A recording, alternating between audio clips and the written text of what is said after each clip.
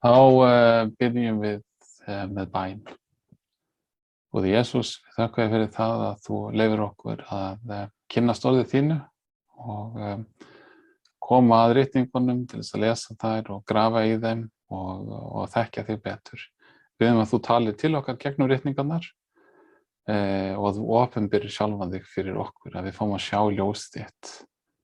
Í Jesú nafni. Amen.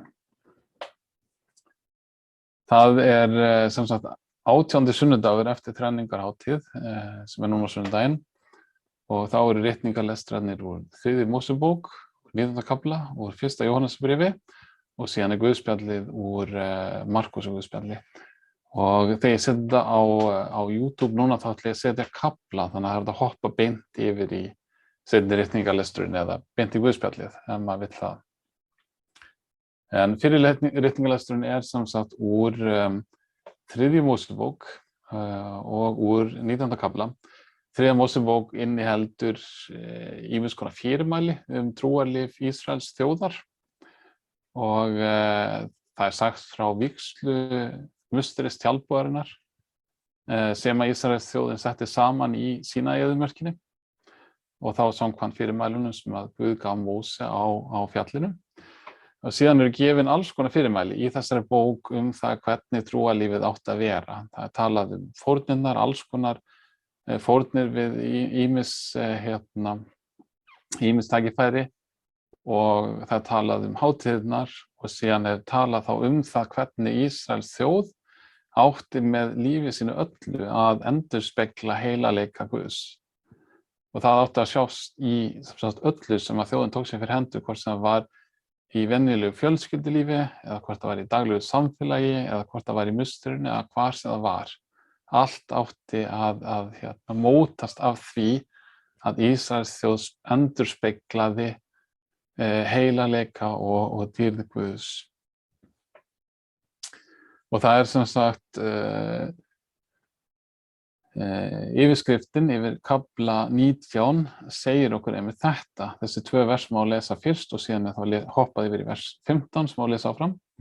Drottinn talaði við Móse og sagði: Tala þú til alls safnaðar Ísraelsmanna og segðu þá: Þér skulu vera heilagir, því að ég, Drottinn Guð yðar, er heilagur. Það er hérna sem að byrja, þetta grundvöllurinn og síðan stökkum við þá yfir í vers 15 til 18. Eigi skuli þér ranglæti fremja í dómi, þú skalt eigi draga taum lítils magnans, né heldur vera hliðdrægur hinum volduga. Með réttvísi skalt þú dæma náunga þinn. Þú skalt eigi ganga sem rógberi meðal fólks þíns og eigi krefjast blóðs náunga þíns, ég er Drottinn. Þú skalt ekki hata bróður þinn í hjarta þínu, einaðilega skalt þú ávita náunga þinn, að þú eigi bakir þér synd hans vegna. Eigi skaltu hefnisamur vera í langrækinu við samlanda þína, en þú skalt elska náunga þinn eins og sjálfan þig. Ég er Drottinn. Hér eru gerðar ýmsar kröfur, þetta er náttúrulega bara hluti af kröfunum í þessum kafla, það eru alls konar kröfur. En ef við lítum að sem er ritningarlesturinn, þá sjáum við að margir af hlutunum sem hérna koma fram eru hlutir sem að flestir myndu taka vel í og taka undir, jafnvel í dag. Allavega þegar hort á það til að byrja með. Ef við byrjum í versi 15 þá talaði hérna að fremja ranglæti í dómi. Og ég held að væri í rauninni ekki margt sem myndi reita fólk meira til reiði, heldur en ef það kæmist upp að réttarkerfið væri spillt. Grundvallaratriði í réttlátu samfélagi að það sé hægt að treysta dómurum, treysta kviðdómurum, treysta vitnum og treysta öllum þeim sem að dómum koma. Og það eru fáir væntanlega sem myndi hafa nokkuð á móti þessu boðandi. Þetta er bara mjög eðlilegt í samfélagi sem virkar.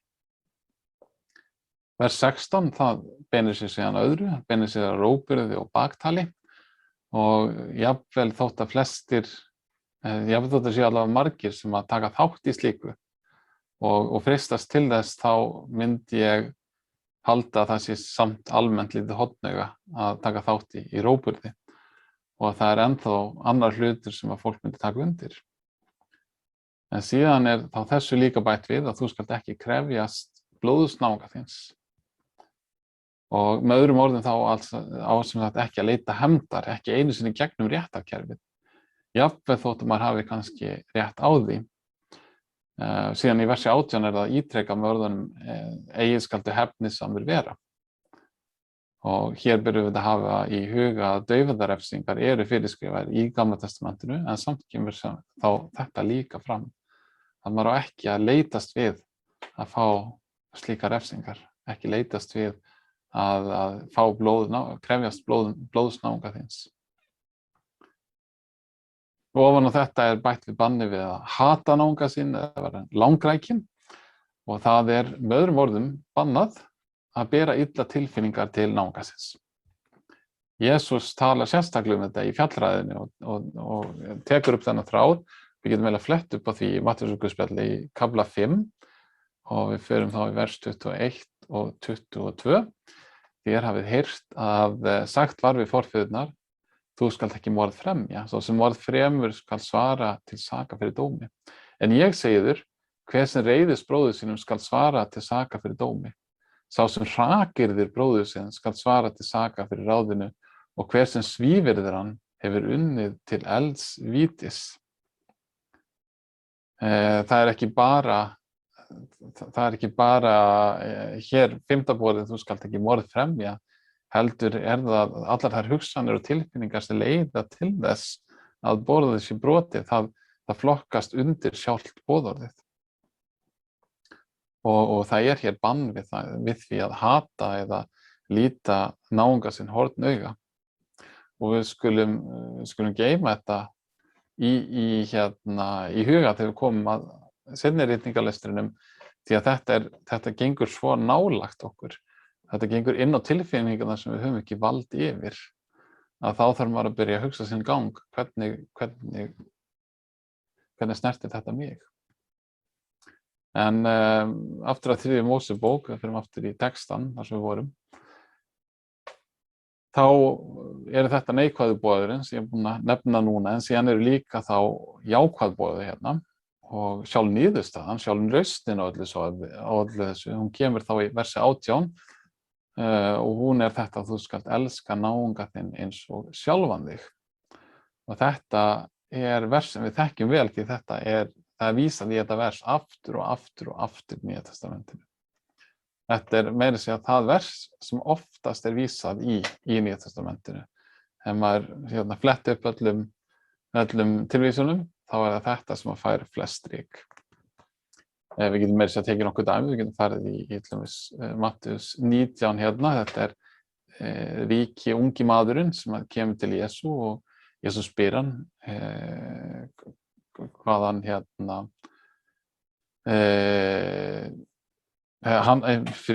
hann spyr Jesús hvað hann að gera til eilíft líf og Jesú nefnir nokkra boðorðum og síðan bætir hann það við, þú skalt elska náunga þinn eins og sjálfan þig, sem þá samantekt á boðorðunum. Og ungi maðurinn segir alls þess hef ég gætt, hvers sem enn vænt. Eins það þegar Jesús spurður hvað sé æðsta og mesta boðorðið í lögmálinu. Þetta í Matteusarguðspjalli 22. kafla, vers 37-39. Hann svaraði honum, elska skaltu drottinn Guð þinn af öllu hjarta þínu og allri sálu þínu og öllum huga þínum. Þetta hið æðsta og fremsta boðorð. Annað þessu líkt, þú skalt elska náungan þinn eins og sjálfan þig. Á þessum 2 boðorðum hvílir allt lögmálið og spámennir. Þetta satt samantektin. Þetta það sem lögmálið þegar öll á botninn hvolft. Að elska Guð og elska náungan. Og eins það allumis pósturinn Páll talar þetta sem samantekt af öllu lögmálinu. Við getum allumis flett upp á Rómarbréfinu kafla 13, versi 9. Boðorðin, þú skalt ekki drífa hór, þú skalt ekki morð fremja, þú skalt ekki stela, þú skalt ekki girnast, og hvert annað boðorð innifalið í þessari grein. Þú skalt elska náunga þinn eins og sjálfan þig. Eins í Galatabréfinu í 5. kafla 14. versi.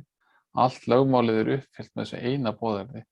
Þú skalt elska náungan þinn eins og sjálfan þig. Þetta er kjarni lögmálsins sem við lesum í fyrir ritningalekstrinum. Þú skalt elska náungan þinn eins og sjálfan þig. En með þessu sem við lesið hérna, og ef við förum aftur, ég ætla að fletta aftur hérna yfir í 3. Mósebók, þar sem textin er. Með öllu þessu sjáum við samt eitt atriði á lokum sem að ætti að vera alveg augljóst fyrir okkur, en sem oft er það ekki. Og það er að syndugir menn, þeir þurfa opinberun Guðs til þess að skilja hvaða yfir höfuð þýðir að elska. Og þar með talið að elska náungan sinn eins og sjálfan sig. Það er þörf á því að skýra það nánar. Vers 17 til dæmis hérna. Þú skalt ekki hata bróðin í hjarta þínu, einarðlega skaltu ávíta náunga þinn, að þú eigi bakið þér synd hans vegna. Það er að segja að það að ávíta náunga sinn, það er í fullu samsvari við það að elska náungan sinn eins og sjálfan sig. Að tala, að kenna honum munin og rétt og röngu, að koma viti fyrir hann ef það þörf er á því. Það er hluti af því að elska náunga sinn.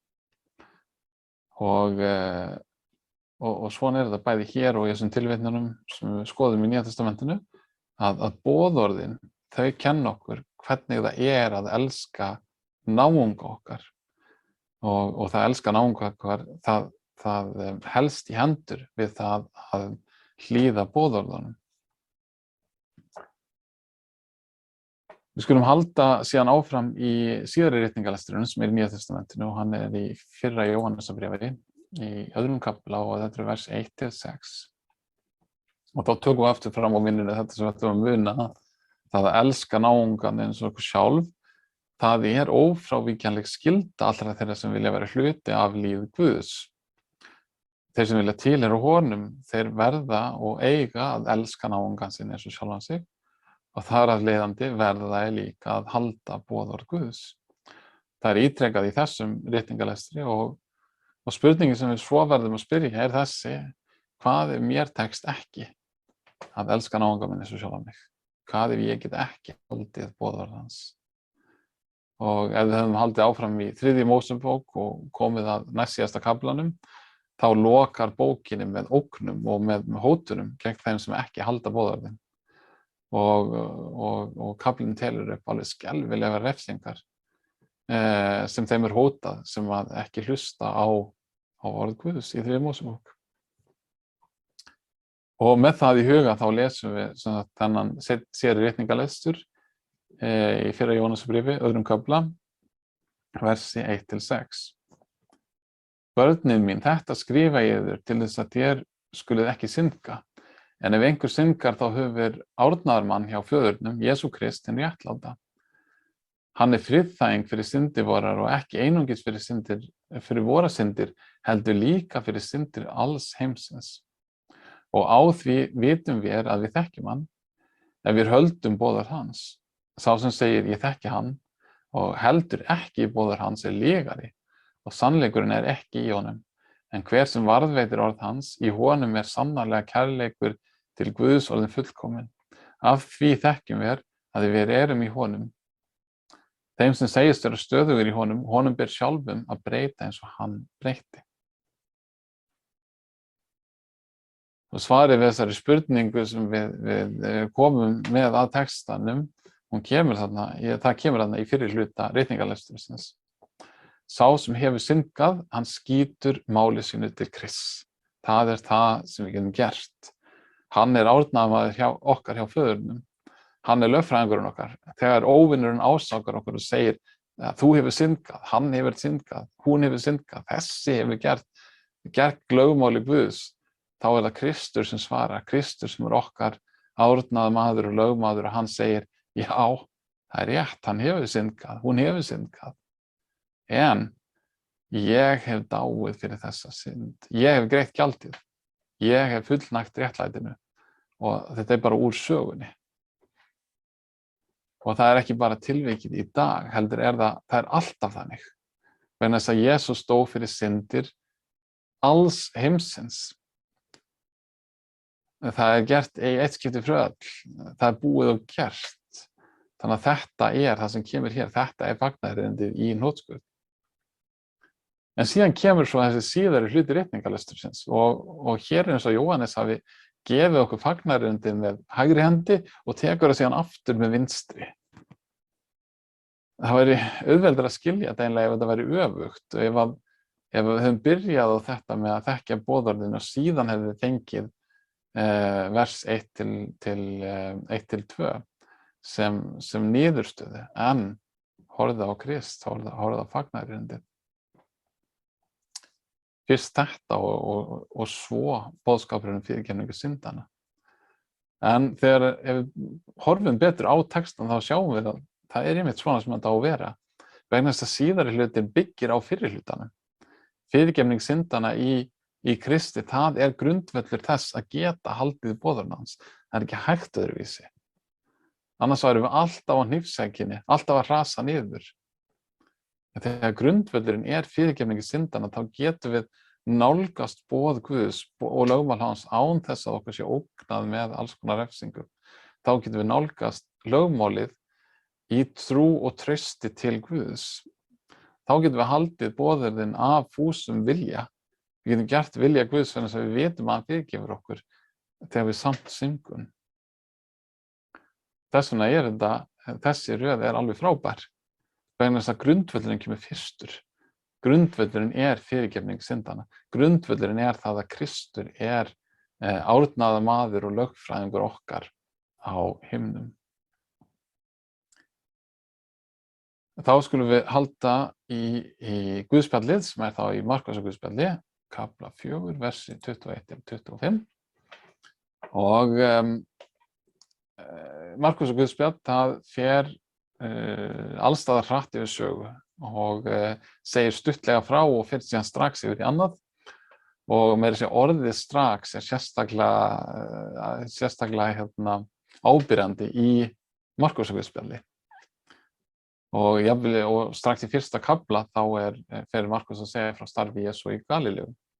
Postularnir þeir koma til sögurnar næstu undir eins og valdir í kafla 3 og síðan sagt frá kennslu hans þarna í þessum kafla. Og í 4. kafla getum við lesið fyrst dæmisögur sáðmanninn og svo komið að þessu sem Guðspjall dagsins. Og eftir Guðspjallinu þá koma tvær aðrar dæmisögur. Það sagt dæmisögurinn sáðmanninn kemur fyrst, síðan kemur Guðspjall dagsins og síðan koma tvær aðrar dæmisögur sáðkorni eða mann sem sáir korni í akurinn sinn. Þannig að þetta kemur svona í miðju á milli þessara dæmisagna. Og síðan heldur Guðspjallið áfram í síðar í kaflanum og heldur áfram í frásögn. Í dæmisögunni sáðmanninn þá kemur sérstaklega fram að sáðkornið tákni orð Guðs, en í himinu 2 dæmisögunum þá það ríki Guðs sem líkt við mustardskorn og mann sem sáði sáðkornið í akurinn sinn. Sáðkornið lítið en það vex og opinberar síðan sem mikill ávöxtur eða sem mikið tré.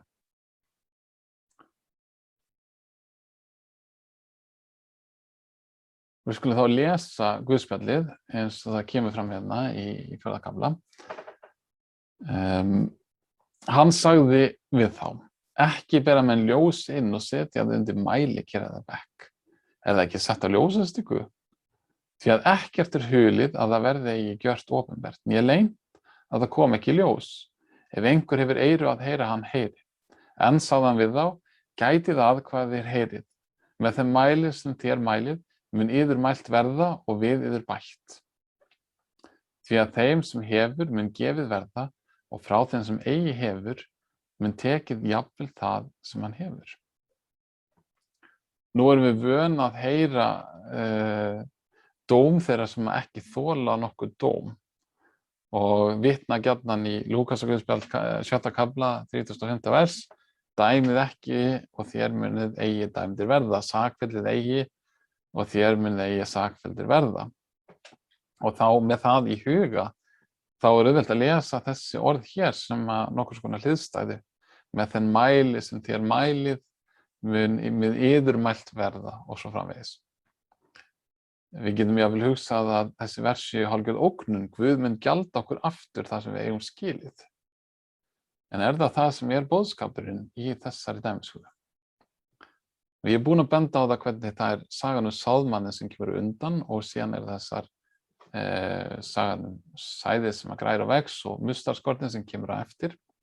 Og við verðum eiginlega að líta á þetta svolítið sem heild. Og þegar við gerum það, þá getum við hort á þessa dæmisögu ljósið eða lampan eða ljósastikuna. Og við hugsum okkur bara lampa sem tekin inn í húsið, hann hefur verið tendraður úti eða kannski tekið úr bálinu og síðan hann tekin inn og það tilgangur lampans að lýsa upp húsið, ekki að setja hann undir skúringafötu eða undir rúm, heldur á að setja hann einhvers staðar þar sem hann veitir ljós í húsinu. Það væri dálítið tilgangslaust að fela hann, bara gegn sínum tilgangi. Tilgangur ljóssins einmitt að lýsa. En þá spurningin hvaða ljós að ræða. Hvað það sem þetta ljós? Og það ekki sagt hérna. En fyrst hérna dæmisögurnar tala ríki Guðs og orð hans, þá ætti að vera eðlilegt að við leitum í þá átt. Og oftar en ekki það einmitt Guð sjálfur og Jesús sérstaklega sem talaði sem ljósið. Og þetta orð notað oft í Nýja testamentinu. Við getum bara tekið nokkur dæmi, við getum til dæmis farið í Jóhannesarguðspjall, í 8. kafla. Nú talaði Jesús aftur til þeirra og sagði, ég ljós heimsins. Sá sem fylgir mér mun ekki ganga í myrkri, heldur hafa ljós lífsins. Jesús ljós heimsins, hann lýsir okkur. Þegar við horfum hann, þá sjáum við allt í ljósi. Við getum líka farið, fyrst við vorum í 1. Jóhannesbréfi, farið þangað aftur og farið í 1. kaflan, lesið vers 5-7. Þetta boðskapurinn sem við höfum heyrt af honum og boðum yður. Guð ljós og myrkur alls ekki í honum. Ef við segjum við höfum samfélag við hann en göngum þá í myrkrinu, þá ljúgum við og iðkum ekki sannleikann. En ef við göngum í ljósinu eins og hann sjálfur í ljósinu, þá höfum við samfélag hver við annan og blóð Jesús sonar hans hreinsar oss af allri synd. Síðan svona mætti telja við getum tekið til dæmis úr Lúkasarguðspjalli og öðrum kafla. Hérna orð Símeons gamla í mustrinu þegar hann fékk að halda á Jesú í höndunum sér, litla Jesúbarninu. Þá segir hann, fletta aðeins tilbaka hérna, þá segir hann þessi orð, nú lætur þú drottinn þjón þinn í friði fara, eins og þú hefur heitið mér, því að augu mín hafa séð hjálpræðið þitt. Þetta hjálpræðið, það Kristur náttúrulega, sem þú hefur fyrirbúið í augsýn allra líða, ljós til opinberunar heiðingjunum og til vegsemdar líð þínum Ísrael. Jesús sem sagt nefndur ljósið hér. En síðan það þá líka þannig að Jesús sem ljósið, hann lýsir upp þá sem fylgja honum og þeir eiga endurspegla ljósi hans alveg eins og Ísraels þjóð átt að endurspegla dýrð og heilagleika Guðs. Við farið til þess í Efesusbréfið kafla 5 í vers 8. Eitt sinn voru þér myrkur, en nú eru þér ljós í drottni. Hegðu þér eins og börn ljóssins.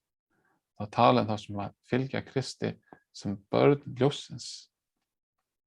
Og síðan talað ávöxt ljóssins, hérna svo talað ávöxt andans annars.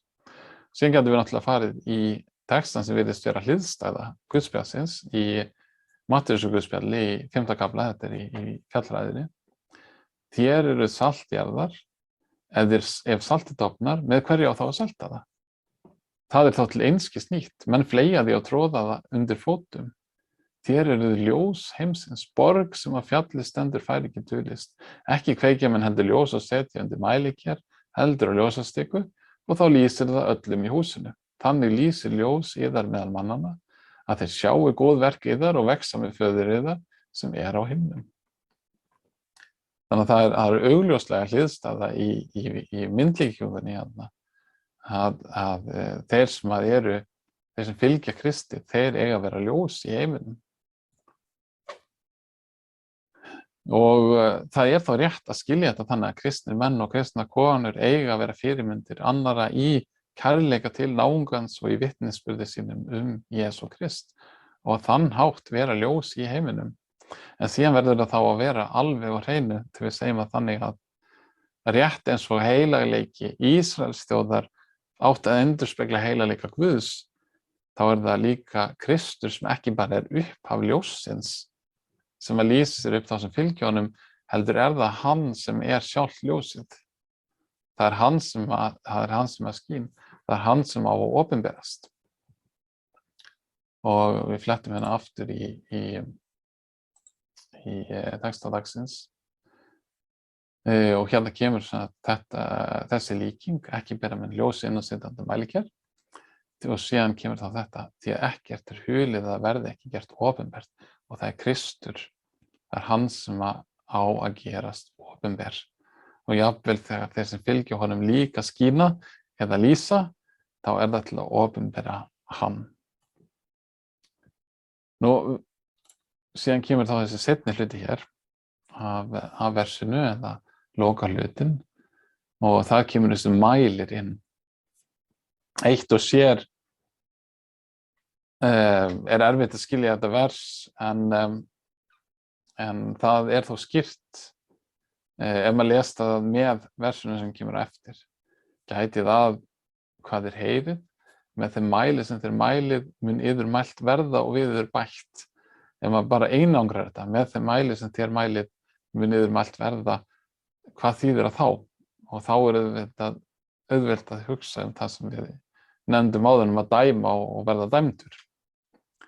En það sem kemur eftir, það skýrir hvað átt við hérna. Því að þeim sem hefur mun gefið verða og frá þeim sem eigið hefur mun tekið jafnvel það sem hann hefur. Hvað það þá sem hann hefur eftir mæli? Ef það lesið í samhengi hérna, þá hlýtur að vera að ræða ljósið. Sá sem hefur fengið ljósið, hann mun fá ennþá meira af þessu ljósi á efsta degi, en sá sem hefur ekki ljós heimsins í sér, hann mun missa þá litlu skímu sem hann sér.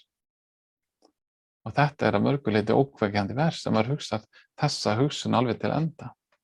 Í þessu lífi sjáum við ljós Guðs, en við sjáum bara endurspeglunum af því. Við sjáum það endurspeglast meðal annars í þeim sem fylgja Kristi. Páll postuli, hann talar að við sjáum Guð eins og í spegli eða skuggsjá eða gátu, þetta í 1. Korinthubréfi, hérna í kafla 13. Nú sjáum við svo sem í skuggsjá í ráðgátu, en þá munum við sjá augliti til auglitis. Þannig að það takmark fyrir því sem við sjáum núna. Við sjáum endurspeglun af ljósi Guðs, endurspeglun dýrðar hans í sköpuninu og í náungan, jafnvel þótt þessi endurspeglun sé gölluð og að þessa endurspeglun sjá allir, jafnvel þótt þið sjáu líka eymdin og allt það sem rangt. Jafnvel í þessum vonda heimi þá sjáðu þessa endurspeglun, þessa skímu. Og fyrir þann sem hefur hlutdeild í ljósi Guðs, þann sem hefur séð ljós Guðs sem hefur þekkt Krist, fyrir honum þetta bara forsmekkur.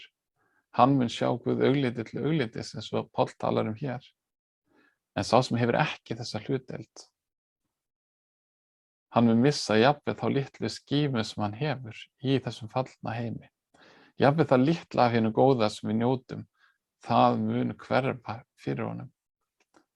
Eins og stóði í texta dagsins. Því að þeim sem hefur mun gefið verða og frá þeim sem ekki hefur eða eigi hefur mun tekið verða jafnvel það sem hann hefur. Þannig að þetta alvarlegu texti sem við lesum sem texta sunnudagsins. Það texti sem talar endalok þessa lífs og þessa leið út, en sem einnig talar það að hafa ljós Krists í sér og lifa í ljósinu og taka við ljósinu frá Kristi. Þannig að þótt að textin sé alvarlegur, þá hann líka alvarlegur með þeim hætti að hann gefur okkur þessa von með að benda okkur á Krist og benda okkur alltaf til hans.